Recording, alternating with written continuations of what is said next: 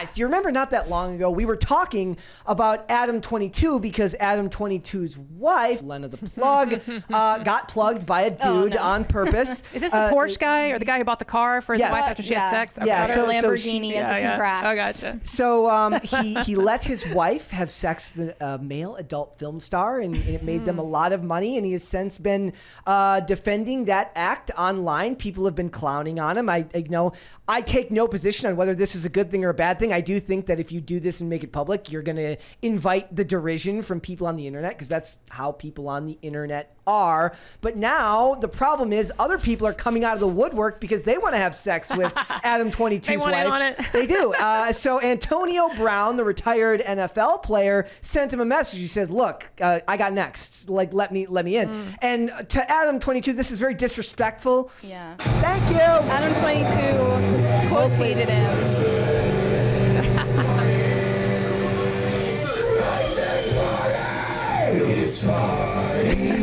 He says, "Look, I let my wife get drilled by a trained professional.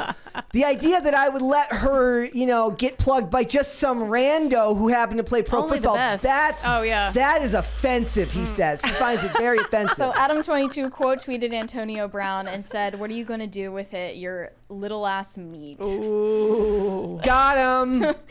But Adam22 has just been trying really hard to be in on the joke throughout this entire controversy, and it's not working. It just comes off as a huge cope. Yeah, we're not to the point in society where people see being cucked as a sign of masculine.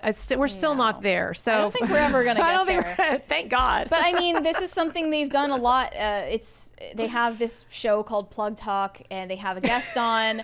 And it's a female guest, and then afterwards they have a threesome and they release the video of their threesome. This is something they do. But people are saying it's sexist because it was only seen as degrading to Adam22 when it was a man involved. I mean, the difference... I think it's degrading probably to anyone. I don't know. I'm probably a prude on that. I don't like the idea. Of course, yeah. But I mean, the difference is very stark and noticeable to anyone who's not, delusional. Absolutely. So what was the, as I've heard a little bit about it, but what's the aim here? Are they just trying to get a lot of publicity? Is that what's going on in this? Yeah, does he really want someone to screw his wife? Money off of this video. Yeah. And more to come, I'm sure. And they're porn stars, both of them, yes? Yes, both of them. Okay. But it was... So it's just another day at the office, basically. Yeah. But she normally did girl scenes. There was a tweet that was a male porn star's wife, who's also a female porn star, had sex with another male porn star. Why are we still talking about this? And it's simply because... well, that car video was funny. Well, yeah. Adam22 is milking it for more money, and that's really all he seems to care about. Get your bag, King. There was this video that TMZ, from Adam22, TMZ posted it. Let's. Yeah, I got it. So watch it. So she was only doing woman on woman until this. Yeah. She's kind of like, I remember Jenna Jameson years ago said that she would only do anal with her husband. That was. Good stuff. What happened? I saw you tweet about this earlier today. Oh, well, that was a different topic. But yeah, she was like, yes, I only save anal for my husband. Well, it's the little things. Standards, dude. It's the little things. All right, let's watch this video here. By the way, whoever the guy who does the interview with him is my favorite person ever, because he's just I love the fact that they're just not traditional interviewers, and he just listen. It's funny. Antonio Brown. Man, this dude. I gotta know. Look, you responded to him, but you didn't quite say that's out of the question. Or would you legitimately consider it? Let me explain something. My wife worked with a trained adult male porn star. Look, he was a professional. It's not like she's up for grabs for any horny dude in the industry whose career is falling Typical apart. Californian. You gotta have. And I'm gonna give you an exclusive. Is that so?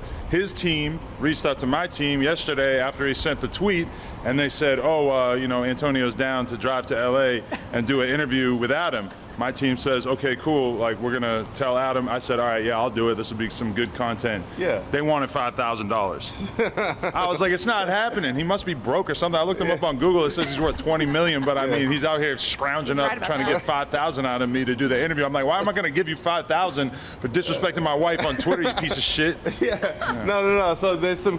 I feel like there's some confusion. Maybe you can set it straight for everybody. Like, yo, it's not like you said. It's not like, yo, everyone come line up, like, type of shit. That's disrespectful. Yeah, like, it was a business move. Nah, we've done some trolling, like even yesterday or a couple days ago. I was on a stream with Andrew Tate, and I was telling him, like, oh, Andrew, we should have a threesome and everything like that. to be totally fair, Andrew Tate might be at the level where we would consider it. Antonio Brown, to me, is basically a homeless person. I'm not a football fan. I don't know anything about his catalog. To me, he's just some fuckhead with CTE who's, like, wilding out on the field, and I see clips of him making a fool out of himself. So, I mean, the idea that I'm going to let this piece of shit fuck my wife, it's not happening. And I'm not giving you $5,000 for an interview either.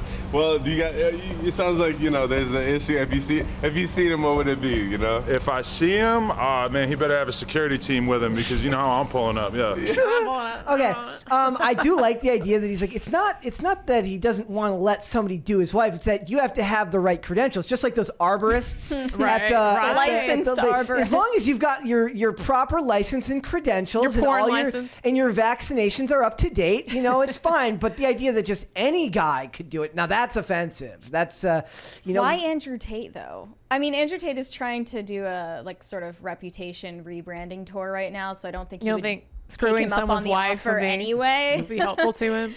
But look, it's funny because like these stories are always kind of like this weird type of, it's still subculture, right? Like back in the 90s or the 2000s, you'd hear about stuff like this, and it was very much dark in the darker corners of either the internet or chat rooms, things like that. Now it's very much mainstream, but it's still something that even if it's mainstream, the average person's going to have a hard time identifying with, right? Like the average person's just like, no, I would rather nobody sees I was like, I don't want them to have a license to have sex with my wife. I would rather just do that myself, is what they're saying. I mean, I think that all of this was a shit test from Lena the Plug. I think she was trying to slight her husband by doing this.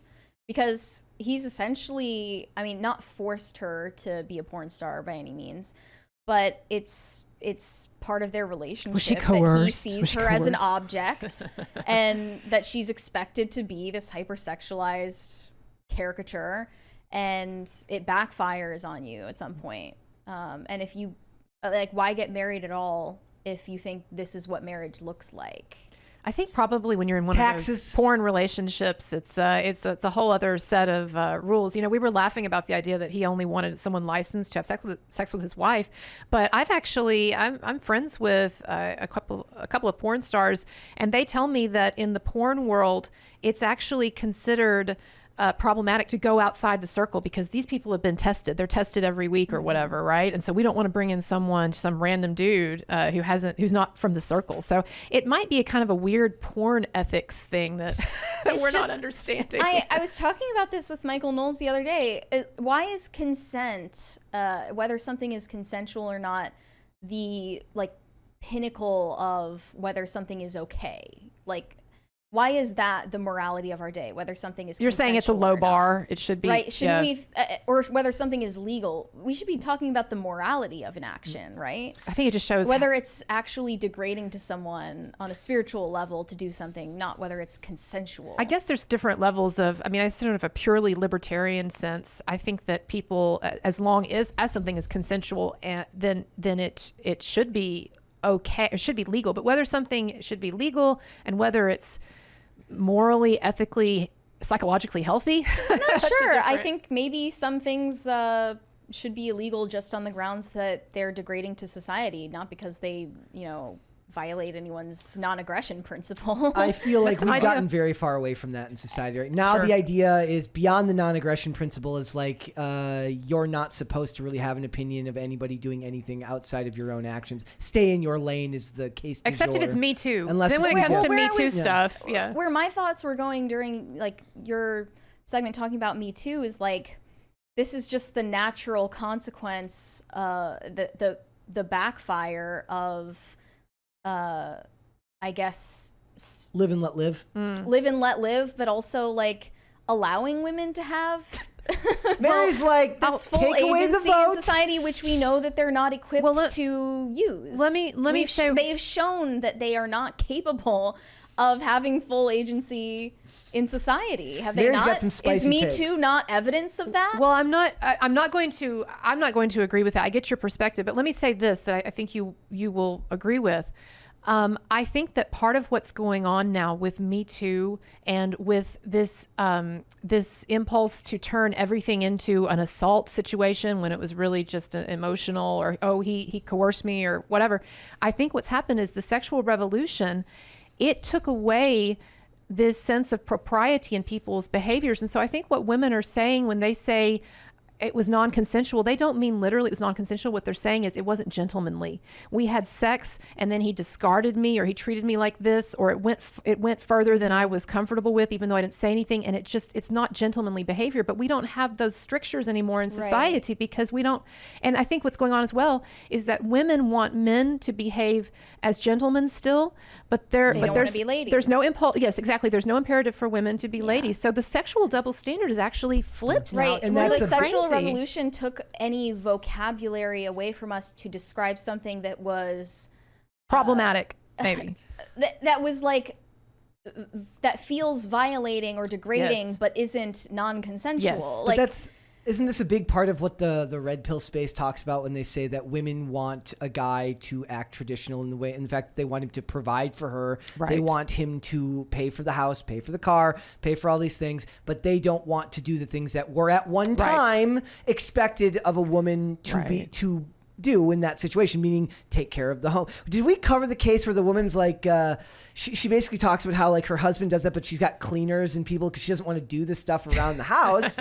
And now there are stay-at-home girlfriends and stay-at-home wives who will never bear children. Because they don't want to be held to any standard. The men can be held to a standard. Right. The women cannot be held to any standard. Well, it comes back to that Barbie movie. That's what they were making fun of in Kendom, where he was proposing this offer to Barbie to be his long-term, casual, low-commitment girlfriend.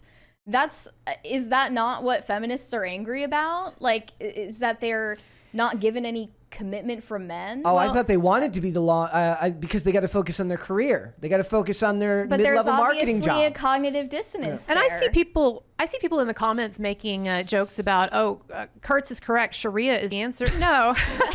Look, my life is not at all traditional. No kids, no family. Like, I'm not some stay-at-home mom or whatever. But I just think that if women are going to hold men to these standards for like, we had drunk sex, but now it's his fault somehow. No, it's an equal. You wanted the equality, so the equal women responsibility. rightly feel that men are supposed to be the leaders in situations like this in relationships. They don't act like it in society anymore. They don't act like they act. So you can't act the opposite of that, but expect it's the former. contradictory. Women know that men's spiritual role is to be leaders, and how would they know that now? Society doesn't they tell know them that because anymore.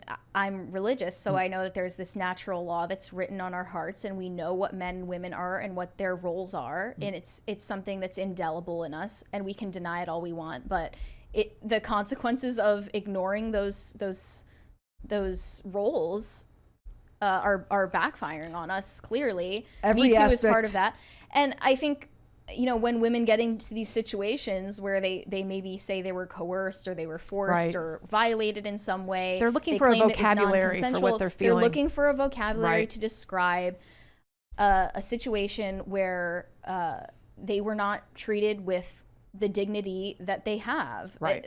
And everyone has it. Everyone, because we have souls, has a dignity that cannot be taken away from you. And if you were in a certain sexual encounter that is contrary to that, you're going to feel violated because something in you was violated. That's true, but it doesn't mean that you can also then, claim that you were shrug raped off all or of your whatever. agency from the situation. That's right. But they do believe that, And also women feel validated by group affirmation and by approval from people, and men feel validated by taking risks and the opposite of that. They men take risks because they don't care about having, outside affirmation or group approval as much as women do. And they're not as safety. Women are more safety oriented. Yeah. Yeah. Women are more, resources and safety and security oriented, and because of men's biological role, they just don't value the same things. And if women are conditioned to think that there's a certain acceptable way to act, which in this day and age is to be loose, be a floozy, be sexually available to men who are undeserving of that, then that's what they're going to do, because they're not being led, they're not being guided in any other direction. They a lot of the time weren't even presented with the option not to do that. Right. And I think, and obviously, we might have some differences in how we see some of these things in terms of the roles of the sexes, but I think, and people will say, oh, these are just cliches, but cliches are cliches often for a reason. And I think even though, yes, there's exceptions to these stereotypes and these claims, I think most people know that there is a real truth, generally speaking, to what you're saying. And I think what's happening in these situations is that you have the sexual revolution open the doors for freer sex, which I'm okay with, but I would also like women to then take responsibility for that freedom instead of trying to retreat into an infantilized position. I guess the difference between us is that I'm just saying they're not capable of taking that I'll agree with you. This far, society has definitely not facilitated that. So and we're living in the reality where I'll agree with that. Yeah, we've realized that. Right. We should have the maturity and humility to face realize reality. that this has backfired. Thanks for watching. Listen to full episodes of Pop Culture Crisis on Spotify. Keep up with us on social media and make sure you subscribe and ring that bell so you never miss the show. Bye, guys.